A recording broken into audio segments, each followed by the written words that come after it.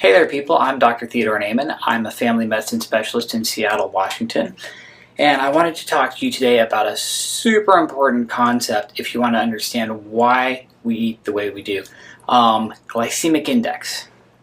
So, glycemic index, blood sugar, insulin, this controls our whole metabolism. And this is extremely important if you want to understand why you should eat in any particular way. Okay, so let's talk about glycemic index.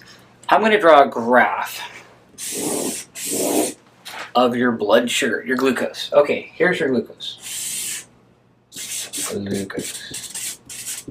Okay, glycemic index is how high your blood sugar goes up after you eat a certain food. So let's say here you eat a food,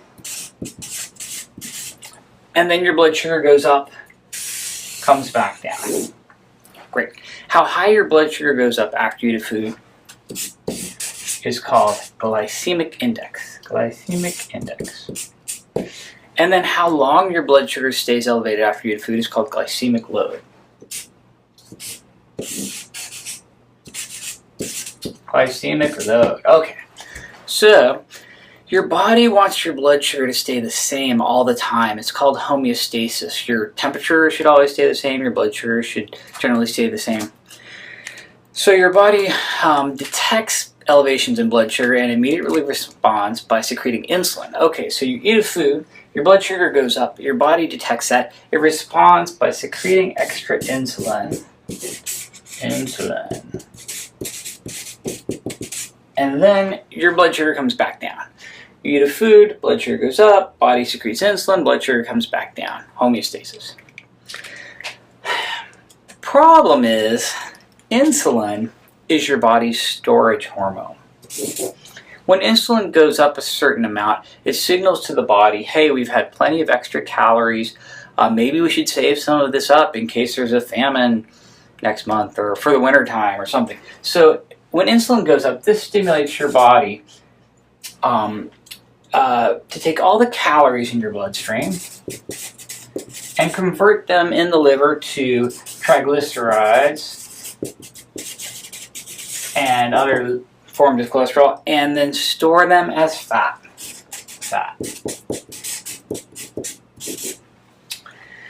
So, insulin drives fat storage. Now, some people on Earth are very insulin sensitive. This is genetically inherited. These people tend to be genetically thin. Insulin sensitive person. And we all know people who are insulin sensitive. A lot of Asian people have very high insulin sensitivity. Anyone you know who can eat whatever they want and remain fairly thin, they're insulin sensitive. All your supermodels are insulin sensitive. Insulin sensitive person can eat a food that raises their blood sugar. Let's say they eat a candy bar. Their blood sugar goes way up. They secrete one little drop of insulin, and their blood sugar comes right back down. They're never exposed to very much insulin. So these people tend to be fairly thin. They have low triglycerides, low body fat. They are not exposed to large quantities of insulin, and they tend to not have high triglycerides or high body fat. And they're usually they have thin parents.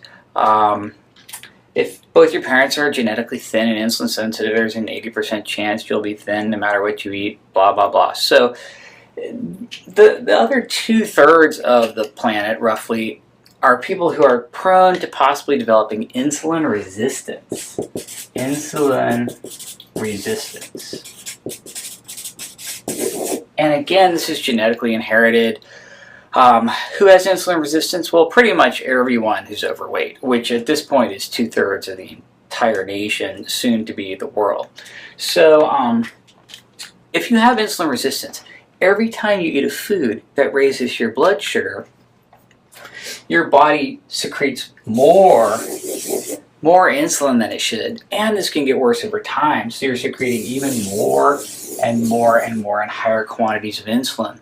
Over time, insulin-resistant person can have very high amounts of insulin in their body at all times, especially after they eat a food that raises their blood sugar.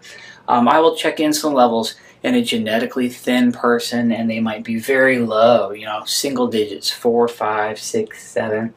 I'll check insulin levels in obese persons with insulin resistance, and their level could be 10, 15, 20, 30, 50, 80, 100. I've seen literally order of magnitude higher insulin levels in people with insulin resistance than people with insulin sensitivity. So, okay, what are we going to do about this? Well, all foods can be divided into the 3 macronutrients.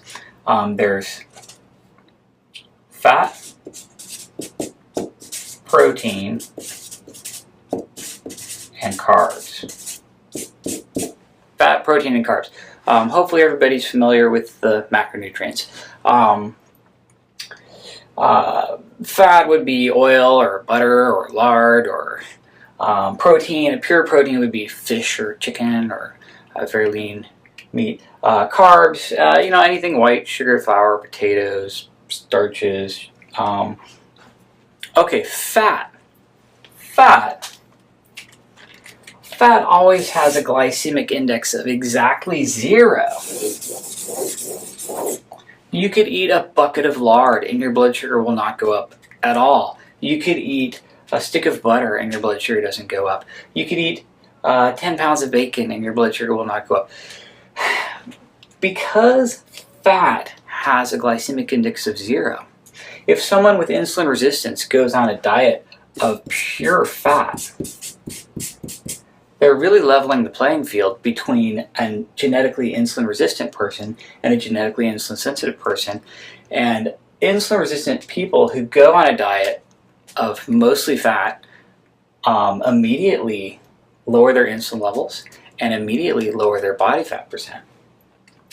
So this is really desirable. You actually want to make the majority of your calories by percentage fat. Protein is weird. Now, we all have to eat protein.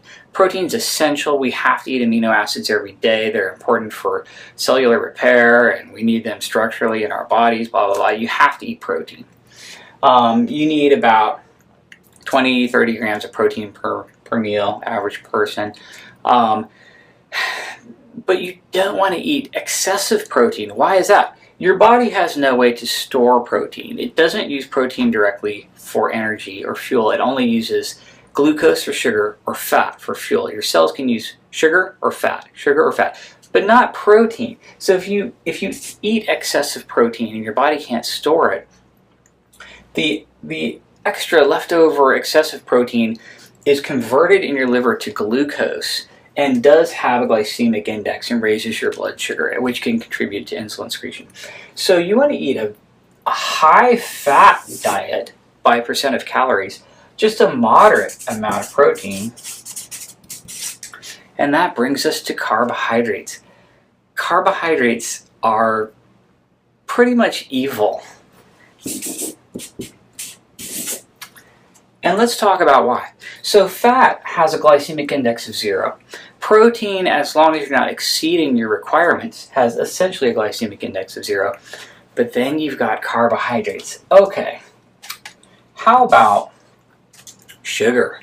Sugar has a glycemic index of, well, it varies depending what units you're using, but we're going to give sugar a glycemic index of 80 just for as a reference range here. That's really high. Okay, we shouldn't eat sugar. Sugar's bad. High glycemic index raises blood sugar, raises insulin. Very damaging to your body. Glycosylates all your proteins.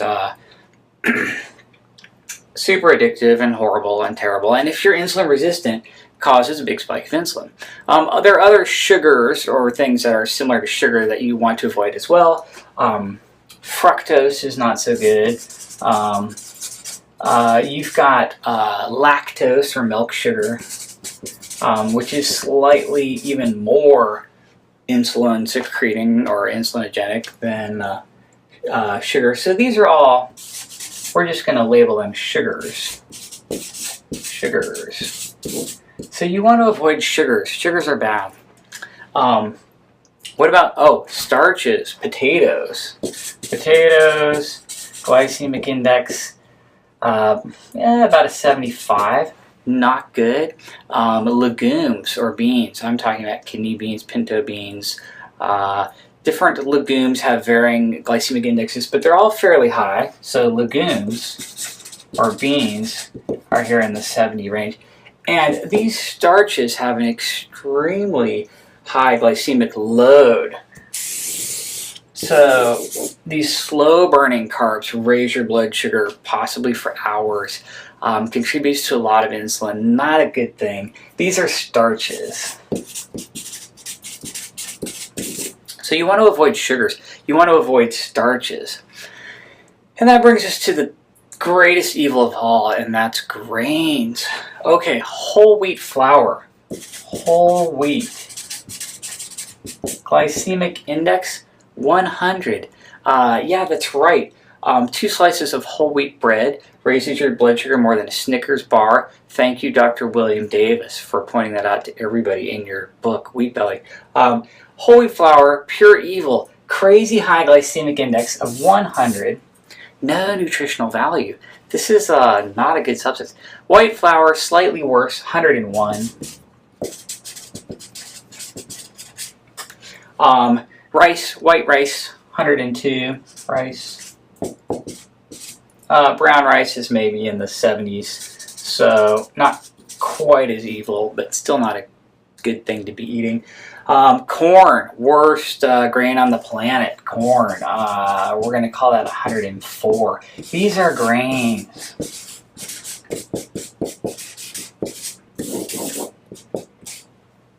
Grains are super terrible. Grains, sugars, and starches, no nutritional value. Humans were never designed to eat this stuff. Okay, big picture. Here's what's really going on here. I'm going to draw foods with a low glycemic index down here. Meat, any kind of animal product. Eggs, nuts, maybe anything high-fat dairy like butter, and then green vegetables. Green vegetables.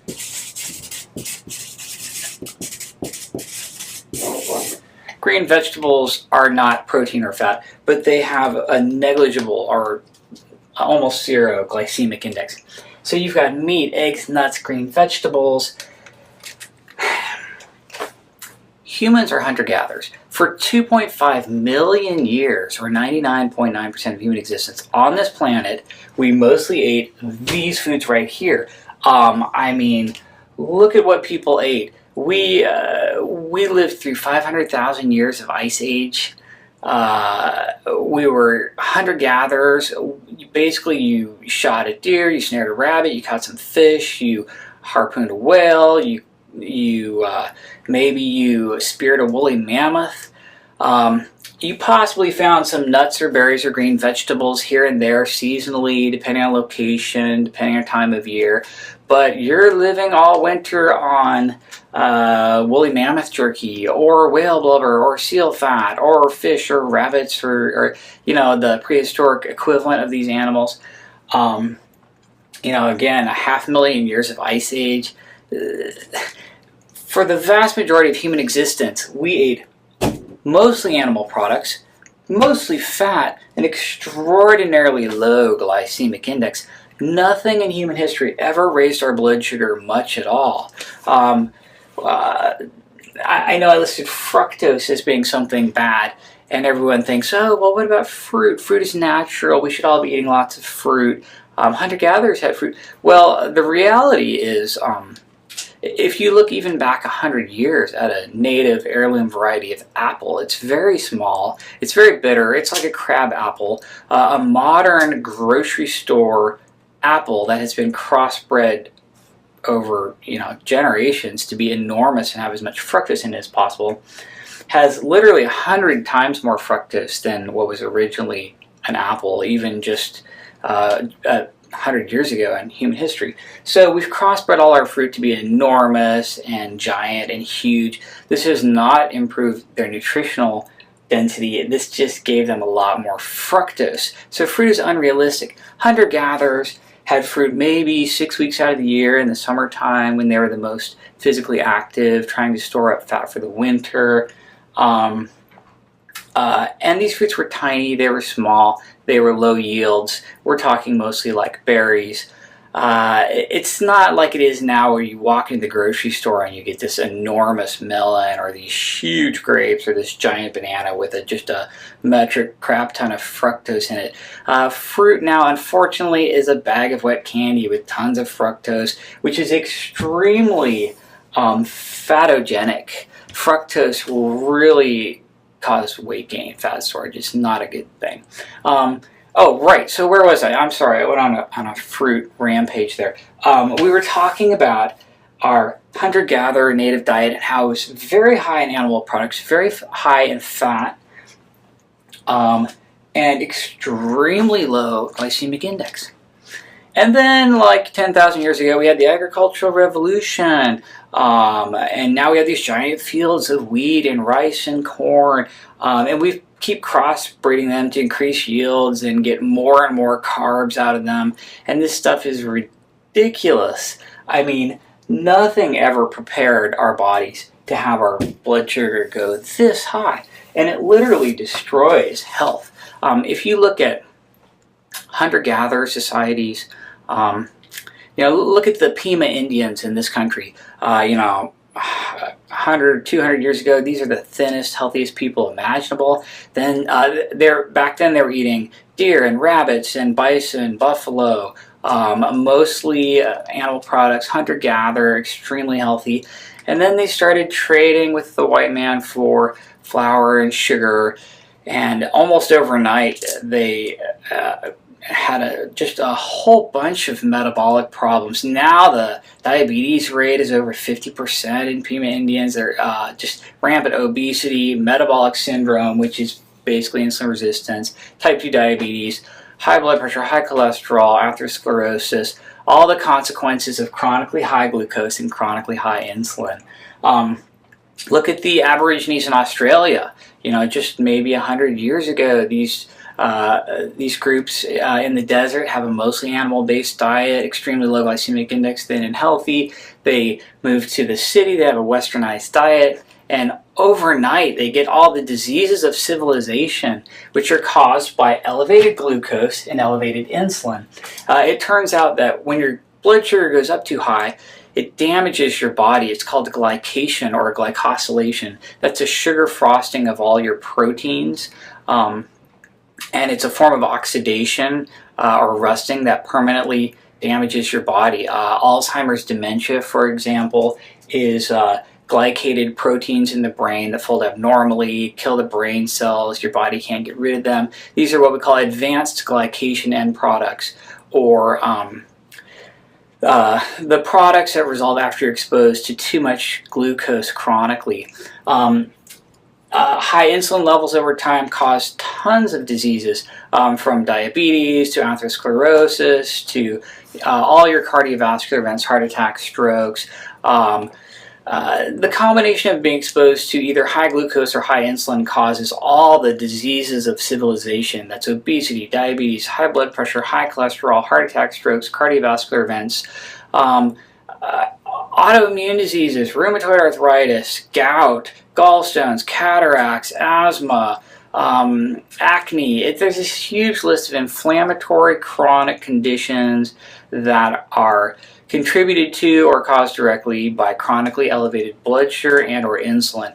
Even your people who are genetically thin and insulin sensitive suffer great damage to their body when their blood sugar goes up really high over and over again. It's only the insulin resistant people who are obese, but it's possible to be very thin and still develop a ton of damage to your body from chronic glucose elevation. So 99.99% of human existence, super low carbohydrate diet, very high in fat, a lot of animal products.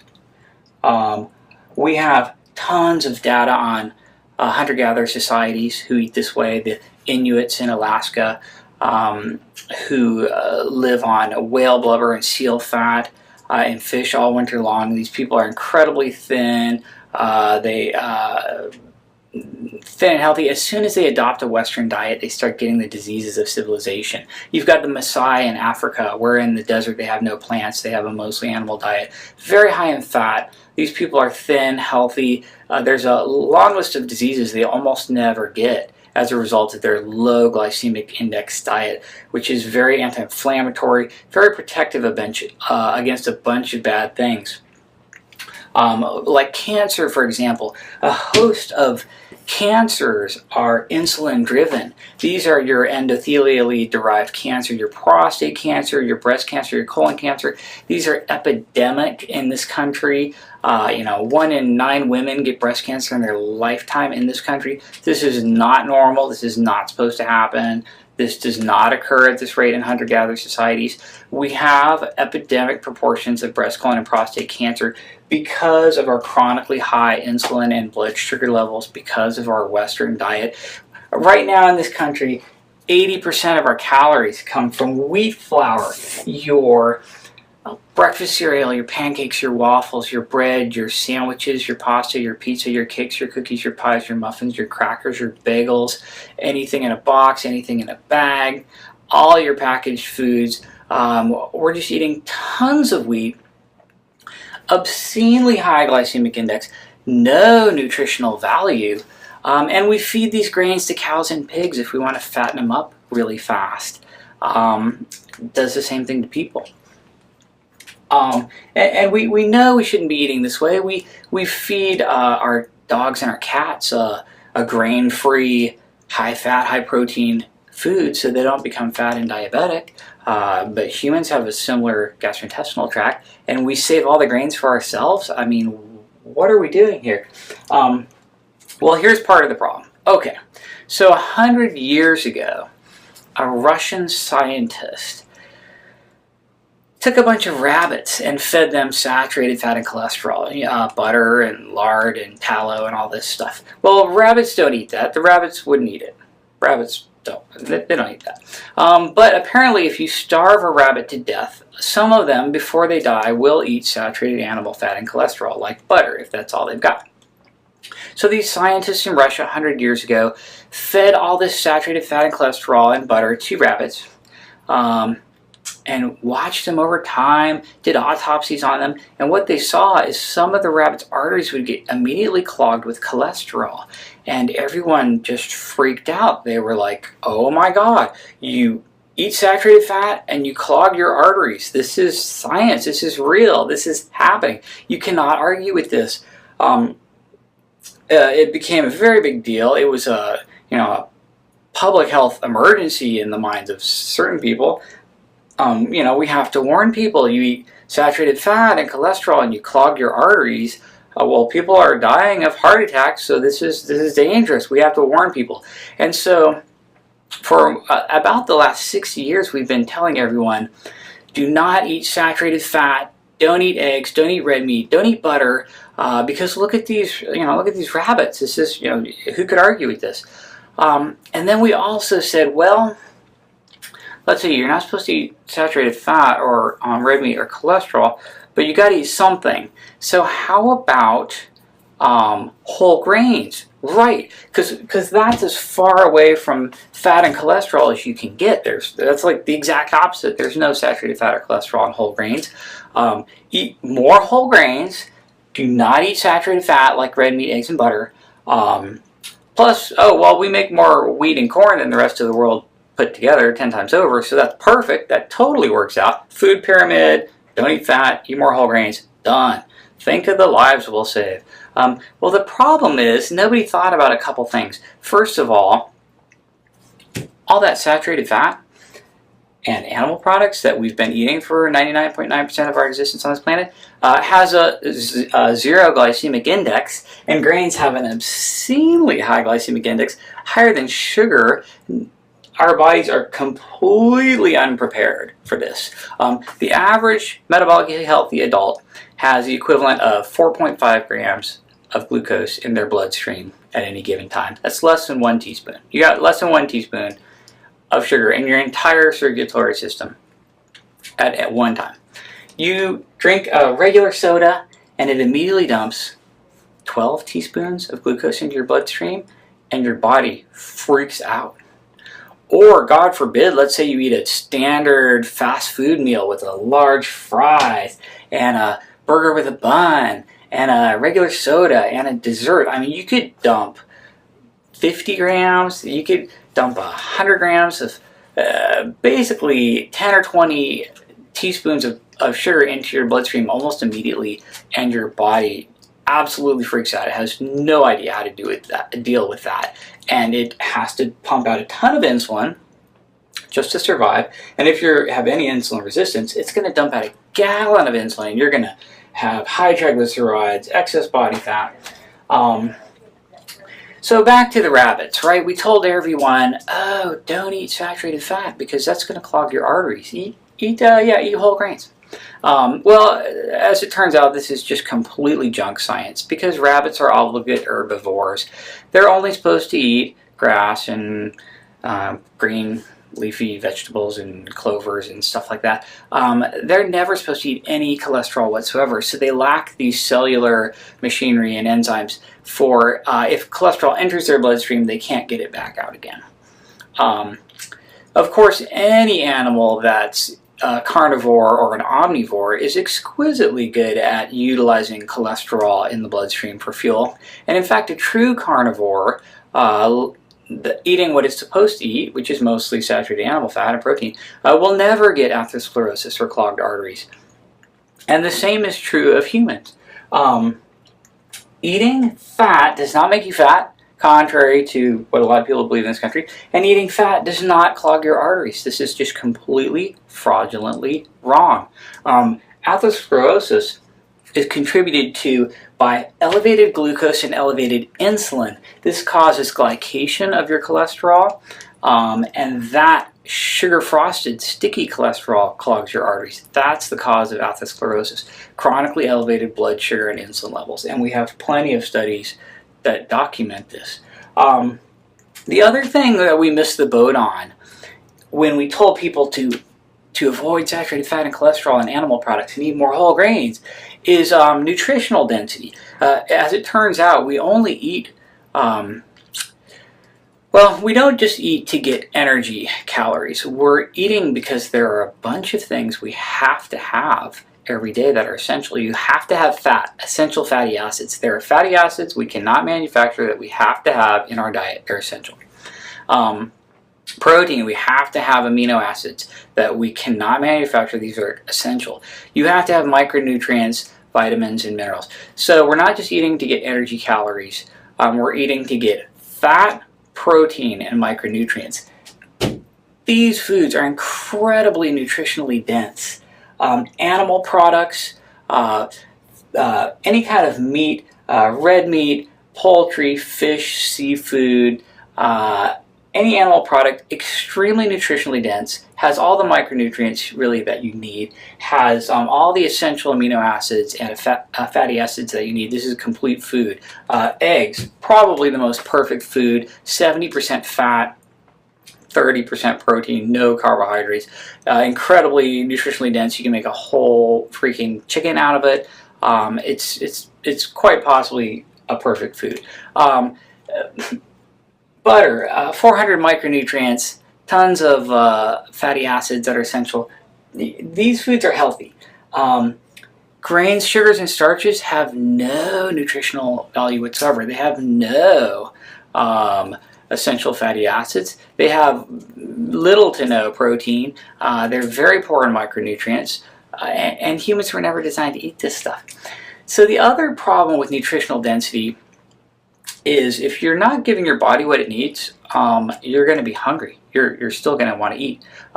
If you eat these foods, it doesn't take very much for you to get everything your body needs. And wow, you're not that hungry afterwards. Fat is incredibly satiating. If you give your body everything it needs, you're not going to be that hungry. On the other hand, standard American diet, do you know how many calories you would have to consume in order to meet all your nutritional requirements for the day on a standard American diet? 27,000 calories. Actually, I think it was over 27,000. But you would basically have to eat a week's supply of food or more per day to get your nutritional requirements from the standard grain-based American diet, which is basically crap. The other problem with a high carbohydrate diet is you are on this blood sugar insulin roller coaster. Your blood sugar goes way up, much higher than blood sugar should ever go. Your body dumps out a gallon of insulin, and then your blood sugar crashes, and you actually at danger for going too low, and all that insulin soaks into your body. And then you're starving. The other thing insulin does is it takes all the calories in your bloodstream and forcibly pushes it into your fat tissues. So you eat a bunch of carbs, your insulin spikes, the insulin shoves all those calories into your fat tissue, and now you have no more energy calories. You're actually hungry. You're starving on a cellular level, even though you just ate the large French fries and the regular soda. An hour later, you have no more calories in your bloodstream. It's all been forcibly shoved in your fat tissue, and you're hungry again, and you're looking for more glucose. People who eat a high-carb diet are burning nothing but sugar for fuel. We call them sugar burners. All the cells in your body are equipped to either burn sugar or fat. They can burn either one.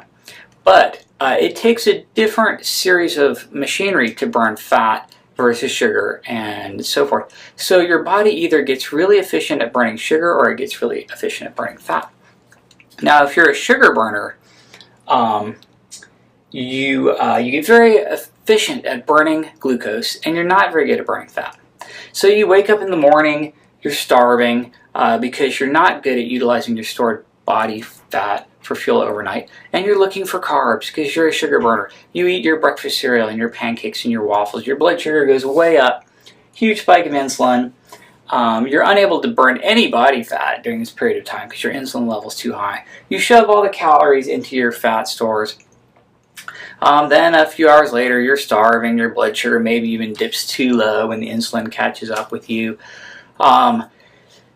You're looking to eat again. You're craving glucose, you're craving sugar, you're craving carbs because that's what you're used to, that's what you're good at burning. Now you have to have a snack. Then lunch comes around and you're eating pasta or bread or sandwiches or carbs. And basically your sugar burning carb diet person is eating, 3 meals a day, 3 snacks a day, constantly eating. Blood sugar goes up and down, over and over. Every time the blood sugar goes up, the insulin level goes up.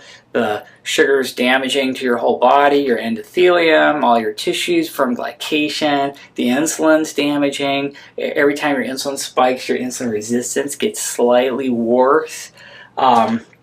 And then you're starving on a cellular level because you pushed all your calories into your fat stores. And then the cycle just repeats itself over and over and over again. Throw in there the fact that you're hungry because you didn't get any micronutrients, fat or protein, which is what your body actually needs. Throw in there the fact that your insulin level pushes all your calories into fat, and your insulin level has to be low for you to ever try to burn body fat. Body fat is constantly either storing fat or burning fat, storing or burning, and insulin is the trigger. When insulin is high, you can only store, not burn. Insulin has to be low for you to burn and not store. Insulin's always really low when you eat a high-fat diet, a low glycemic index, low carbohydrate, high-fat diet. And people who are what I call fat burners, who are fat adapted, who are efficient at burning fat, just aren't hungry as often. A properly fat adapted person seamlessly goes from burning dietary saturated fat to burning stored body saturated fat, same stuff by the way, without a hitch. You just effortlessly go from burning body fat to dietary fat and back and forth, in and out, without any elevations of your blood sugar or insulin level. A fat-adapted person can go for hours or maybe even all day without eating because you seamlessly tap into your body fat. You're just constantly burning body fat. Most of my patients who become fat-adapted, they're automatically doing intermittent fasting just because they can't remember when they last ate. They're not that hungry. Maybe they eat twice a day. They're not tied to food anymore. They're not a slave to food. They'll have maybe breakfast is an omelet with a bunch of eggs and some cheese and some avocados and fried in butter and a bunch of fat, some coffee with some heavy cream in it. They're not hungry again till late afternoon or evening. They got all the micronutrients they need, the essential fatty acids, the essential amino acids, the vitamins and minerals. Their blood sugars stay completely flat, insulin level flat, not hungry. And if they run out of those calories, they just seamlessly switch over to stored body fat without a hitch. These people can exercise for as long as they want without calories. They can fast for extended periods of time if they have to, situationally, without feeling hungry. You're just not a slave to food the way you are if you're a sugar burner. Now, if you're a sugar burner, you got to eat every couple of hours. But no omnivore in nature has time to eat 3 meals a day and 3 snacks a day. I mean, that's ridiculous. It's just this carb blood sugar over and over again. So the bottom line is humans are supposed to be hunter-gatherers. We're supposed to mostly eat animal products, maybe some nuts and berries and green vegetables, but all very low glycemic and all with a very high nutritional density. And the minute we switch over to this garbage American diet with grains and sugars and starches, we become really good at burning sugar, and we're always looking for sugar, and everything has to be carbohydrates. And we're on this blood sugar and insulin roller coaster that makes us fat and diabetic and literally causes almost all the chronic diseases that I see in my practice, from gout to Alzheimer's to diabetes to high blood pressure to high cholesterol to obesity, etc. But everyone I see who goes on a well-formulated, low carbohydrate, high fat, moderate protein, paleo diet. This diet is, if you've heard the term paleo, is short for Paleolithic. The Paleolithic was the entirety of human existence on this planet except for the last 10,000 years. But all my patients who go on this diet, magical stuff starts happening to them. They immediately go down to their ideal body weight and just stay there effortlessly without ever counting calories or worrying about calories or even necessarily exercising at all. I've had countless patients literally cure their diabetes, come off all their medications, cure their high blood pressure, cure their high cholesterol. All your metabolic problems go away. This is definitely the way humans should be eating. I don't see how anyone could debate this, and it's a crucial concept if you're going to understand the why behind what we eat and how we pick what we're going to eat. It's so important to understand the macronutrients, fat, protein, cholesterol, what they do to your blood sugar. Every time you eat a food, you should be thinking, what is this doing to my blood sugar and insulin levels? Am I going to be a fat burner or a sugar burner? Anyway, I hope somebody out there finds this valuable. I know it's been life-changing for me. I went from being a overweight vegetarian for a long period of time and feeling sickly and to being basically an extremely lean 7% body fat burner instead of a sugar burner. So anyway, I would invite anyone to join me in this form of eating. It works great for myself and all my patients. So hopefully that's helpful.